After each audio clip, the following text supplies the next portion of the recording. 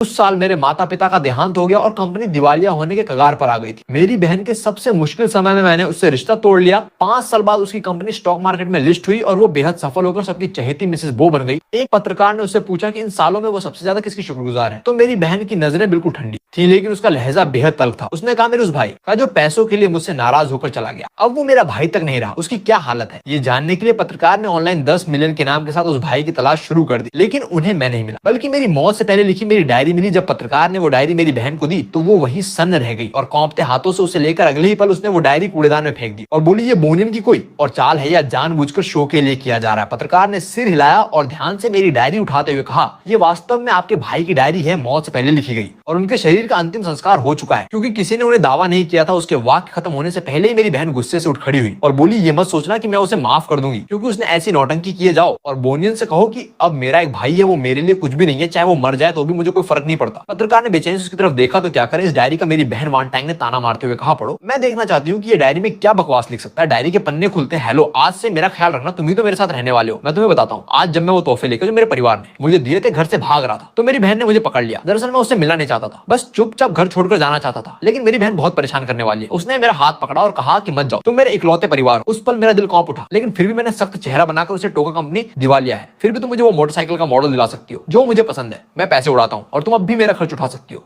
बजाय इसके कि तुम्हारे साथ रहूं और हर दिन पैसे बचाने के बारे में सोचता रहूं। लेकिन मेरी बहन और भी परेशान हो गई और पूछने लगी कि वो कौन है जो मुझे बहका रहा है, और उसने कहा कि वो आगे और भी मेहनत करेगी, बहुत सारा पैसा कमाएगी और मुझे पहले की तरह जैसे एक यंग मास्टर की तरह रखेगी। लेकिन अंदाजा लगाओ मैंने उससे क्या कहा। मैंने कहा, मुझे कोई धोखा ही दे तो तुझे क्या मतलब, अगर तुझमें मुझे पालने की काबिलियत और पैसा होता तो मैं तेरा अच्छा भाई बना रहता और वापस घर आ जाता, लेकिन तेरे पास कब पैसा होगा। मेरी बहन जो इतनी घमंडी थी उसने मुझे रोकने के लिए घुटने तक टेक दिए। कितना बेचारा लग रहा था ना। मैंने अपना चेहरा घुमाकर उसके देखने से पहले ही अपनी आंखों के आंसू पोंछ लिए और कहा, मेरे भविष्य में मतलब मत करो, और यहाँ तक ऐलान कर दिया कि मैं उससे रिश्ता तोड़ता हूँ। लोगों ने मुझे अपना सामान घसीटते हुए जाते देखा, मुझे माफ कर देना। मेरी बहन को बहुत दुख पहुंचा होगा ना। इस रात के बाद पत्रकार ने गहरी सांस ली और सोचा कि मिसेस बो अपने छोटे भाई पर इतना निर्भर थी। ये सोचकर वो हैरान रह गया, लेकिन कैमरा बहन पर गया तो उसके चेहरे पर कोई भावना नहीं थी, वो अब भी बिल्कुल ठंडी थी और उसने हल्के से कहा, मुझे बहुत पछतावा है, मुझे पछतावा है कि मैं उसके साथ इतनी अच्छी थी और उसने एक नाशुक्री को पाल पोस कर बड़ा किया। डायरी फिर से खुलती है, मैं फिर आ गया हूँ। आज मैं दूसरे हॉस्पिटल में जाकर और टेस्ट करवाया। दरअसल मैं उम्मीद कर रहा था कि पहले का डायग्नोसिस गलत साबित हो, ताकि मैं वापस जाकर अपनी बहन से कह सकूं कि मुझे माफ कर दो, और जैसे पहले होता था वो मुझे माफ कर देती। इस जिंदगी में इतने चमत्कार कहाँ। डॉक्टर ने सख्त चेहरे के साथ मुझसे कहा, तुम्हारे माता पिता कहाँ हैं? प्राइमरी हेपेटोसेलुलर कार्सिनोमा यानी लिवर कैंसर आखिरी स्टेज पर है, तुरंत हॉस्पिटल में एडमिट होने की जरूरत है। मैं कुछ समझ नहीं पाया, लेकिन मौत का डर मुझसे रुला गया। मैं सिर्फ 18 साल का था। डॉक्टर ने मुझे दया से देखा और हॉस्पिटलाइजेशन का बिल थमा दिया। मैं पेमेंट मशीन की तरफ भागा और बिल देखकर आखिरकार चुपके से हॉस्पिटल से भाग निकला। मैंने अपनी बहन के मेन कार्ड में जो मैंने कुछ पैसे बचाए थे उसे लिंक कर दिया, वैसे भी मैं मरने वाला हूँ।